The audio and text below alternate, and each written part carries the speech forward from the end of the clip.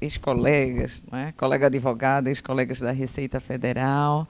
Quero dizer que é um prazer enorme estar aqui com vocês, né? Eu vinha vindo lá de Ipanema, do hotel, e vinha vendo, nossa, como o Rio é lindo, né? Ficava olhando. Vocês que moram aqui esquecem, às vezes, de ficar olhando, né?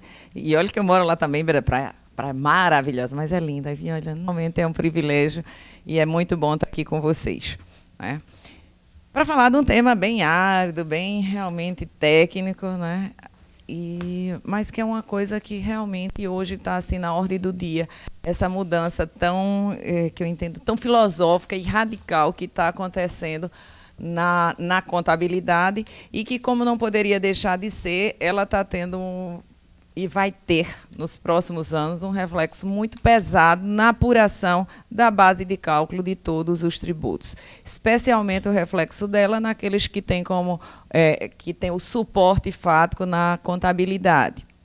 Então, as pessoas, RTT, ontem eu estava lá em Belo Horizonte dizendo, vou dar uma palestra de RTT, o pessoal RTT, e ainda fica todo mundo assim, sem ter a noção exata da importância, né? Eu vou dar uma panorâmica geral, o link entre a tributação do imposto sobre a renda e a contabilidade, para que exatamente desperte a contabilidade. E para aqueles que são estudantes, os que já advogam, sabem, mas os que são estudantes têm que saber que, sem entender um mínimo de contabilidade, você não consegue trabalhar bem e transitar pelo direito tributário como um todo, né? E nenhuma ciência é estanque. Como ensina até o professor Paulo de Barros Carvalho, o direito tributário é um direito de superposição. Então, a gente vai buscar na questão das competências tributárias, Constituição, vai buscar direito administrativo, e você fala compra e venda, ganho de capital, tem imposto, não tem imposto. Você vai buscar o contrato lá no direito civil. Então, você sai trabalhando, você tem que transitar por vários ramos, e a divisão do direito é meramente didática, que o direito é um só. Então, aqui, para começar, é para cá, né? Então, a gente tem lá, a Constituição diz, acho que apagar só essa daqui, acho que melhoraria, né? Então, muito bem, a gente tem a Constituição que dá as competências e diz quais são os tributos, e a Constituição também diz que é a lei complementar, no nosso caso o Código Tributário Nacional, que vai complementar. Ou seja, na minha ótica, a regra matriz de incidência do tributo, ou seja, o arcabouço da tributação de todos os tributos, está lá na Constituição, sim, até como forma de limitar o legislador infraconstitucional, o legislador ordinário, que às vezes cá para nós é ordinário mesmo, né? Então, o que é que acontece? De limitar essa amplitude dele tentar ultrapassar em nome de outros interesses, esses limites constitucionais. Então, a gente vê lá que tem o seguinte, o imposto de competência da União, imposto sobre a renda, tem a aquisição da disponibilidade econômica e jurídica, e vem de renda e de proventos como acréscimos patrimoniais. Então, esse é o complemento da Constituição que dá a configuração. Então, eu só tenho imposto sobre a renda quando tenho acréscimo patrimonial. E isso é super importante. Por quê? Porque hoje, com a forma como a contabilidade vai obrigar, a legislação societária vai obrigar você a considerar fatos, isso pode ter uma implicação tributária. Então, essa implicação tributária poderá resultar ou não em mais pagamento de tributo? Os colegas aqui dirão sim ou não, né? Vamos ver o que é que eles vão dizer. Mas a lei vai dizer que não poderá resultar. Então, você vai ver que agora a gente vai ter até agora nós tivemos o quê? A lei fiscal mandava em tudo, inclusive mandava na contabilidade, né? Então, ela dizia, não é despesa, etc., faz provisão, deduz provisão, e a contabilidade obedecia. Com a entrada do Brasil no IFRS, né, International Financial, super chique o nome, né? O IFRS, né? Então, você vê o quê? Que essa forma de dependência da contabilidade agora realmente há uma autonomia, há uma separação. Tá? Então, as regras contábeis são uma, as regras fiscais são outras, e vão ter que ser feitos ajustes separadamente e não mais dentro da contabilidade. Então, prosseguindo. O CTN diz que a base de cálculo do imposto é o montante real, arbitrado ou presumido de renda e dos proventos. Então, a base de cálculo é a real, arbitrada ou presumida. Então, como apurar essa base de cálculo? É exatamente onde vem lá da contabilidade, como isso é feito. Muito bem, o regulamento do imposto de renda, né, que Becker, lá no seu carnaval tributário, diz o seguinte: é tudo um carnaval tributário, os tamborins, o contribuinte, não sei o que lá. E só para gozar mesmo do contribuinte, o nome do regulamento é RI, né? Regulamento do Imposto sobre a Renda. Muito bem. O imposto de renda das pessoas jurídicas será devido à medida em que os rendimentos forem sendo auferidos. A base de cálculo é o lucro real presumido arbitrário. Está na lei, porque regulamento não cria obrigação nenhuma, tá? O regulamento tem uma matriz legal. Então, volta a dizer, e qual é esse lucro real presumido arbitrário? De onde sai isso? De onde sai essa informação? Temos lá também que diz, a pessoa sujeita à tributação com base no lucro real, aí começa, deve manter escrituração com base... Eita, agora. Não. Isso é para ver se você estará atento. Voltou para a tela anterior? Ah, muito bem. Então, vamos lá. É porque eu estou aqui com um negócio chiquérrimo aqui, que eu ainda estou aprendendo a mexer aqui do colega. Muito bem. A pessoa jurídica deve manter escrituração. Isso é a lei fiscal, tá? Então, deve manter escrituração com base nas leis comerciais e fiscais. Aí vem, a escrituração deverá abranger todas as operações do contribuinte. Então, você vê que a lei fiscal, o mundo das normas, o mundo jurídico, ele está mandando o quê? Ó, vá buscar a contabilidade. Com isso, a primeira coisa que você tem que estar atento é que a contabilidade se insere aí na lei fiscal. E isso é importante exatamente porque a nova ótica da contabilidade vai ser assim um prato cheio para a fiscalização. Ela está mudando o quê? Mudando, antigamente dizia assim, a forma jurídica, a lei jurídica, né, um contrato válido, eficaz. Não interessa mais se você tem um contrato válido, eficaz, de acordo com a lei comercial. Por quê? Porque hoje a contabilidade ele tem a primazia da essência sobre a forma. Então, você tem uma forma legal, válida, etc., não é, colega? E aí, o que é que acontece? O contrato vale, e eu estou cansada de acompanhar autos de infração, julgamentos do Conselho, que você tem tudo legal, legítimo, e diz, mas eu desconsidero que pagou menos tributo, porque, na essência, o negócio foi feito para pagar menos tributo. E aí desconsidera e cobra o tributo como se não tivesse desconsiderando e desprezando toda a documentação formal e legal. Eu estava até com o doutor Marcos, que é o subsecretário da fiscalização, colega respeitadíssimo, acabou de lançar um dos maiores, que é a Bíblia do Processo Administrativo Tributário, na quinta-feira. Aí disse, Marcos, pelo amor de Deus. Ele disse que o julgador não pode ficar encarcerado na formalidade legal. Eu digo, pelo amor de Deus, desencarcere isso aí, porque a legalidade ainda deve prevalecer. Então, a gente vai ter que ter muito cuidado. E aí, a gente vai ver o seguinte. Novamente, a lei fiscal diz que a pessoa jurídica, além dos livros contábeis, aí deverá ter outros livros fiscais. Vem um 270. Os registros contábeis que forem necessários para a observância de preceito da lei tributária, relativos à determinação do lucro real, serão feitos no livro que trata. Então, você vê que tem os livros contábeis e os livros fiscais.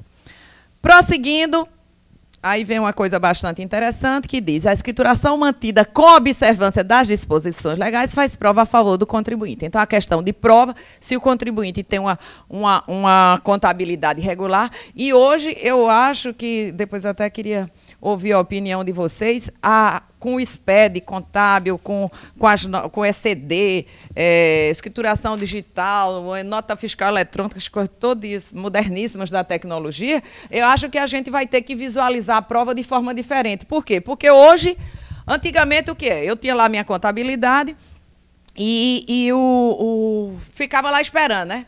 Se durante 5 anos o fiscal não chegasse, eu fechava meus livros e tocava fogo. Agora não. Agora é full time. Assim, o tempo todo. Hoje mesmo eu fui lá no hotel pagar a conta, aí disseram, nota fiscal eletrônica vai para a sua casa. Nunca chega no meu e-mail, né? Mas ela disse que vai chegar lá no meu e-mail a nota fiscal eletrônica. E essa nota fiscal eletrônica, ao mesmo tempo que eu recebo, a Fazenda também já recebe automaticamente. Então, a Fazenda vai ter o tempo inteiro o acompanhamento de todos os negócios, operações, etc. E a fiscalização, eles vão estar lá dentro, e esses da DEMAC são os piores, né? Eles vão estar lá dentro. Eu adoro competentíssimos. Como cidadã, acho o trabalho de vocês maravilhoso, tá certo? Aí, o que é que acontece? Eles vão estar lá o tempo todinho. Basta... Como é o nome do computador que vocês têm lá, que é o... aí aperta assim, ele... Como é? Amadeus, sei lá. Não tem um nome de um computador que processa... Tem um apelido, mas eu não sei. Pois é. Terabyte lá. Eles não querem revelar o segredo, o apelido do cara, né? Muito bem, eu sei que tem lá esse computador que é o diabo, sabe? Ele aperta e ele cruza não sei quantos milhões de informação ao mesmo tempo da mesma pessoa. Então não adianta ter uma conta no banco lá no Acre, porque ele vai revelar, mesmo você sendo do Rio de Janeiro.